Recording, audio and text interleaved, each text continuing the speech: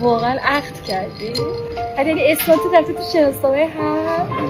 بله خانمی رفت تو شناسنامه و اسم من رفته تو شناسنامه خانمی یعنی گفتی با اجازه مذاکره بله تو یه بار گفتی آره؟ من یه بار درسی چی داری؟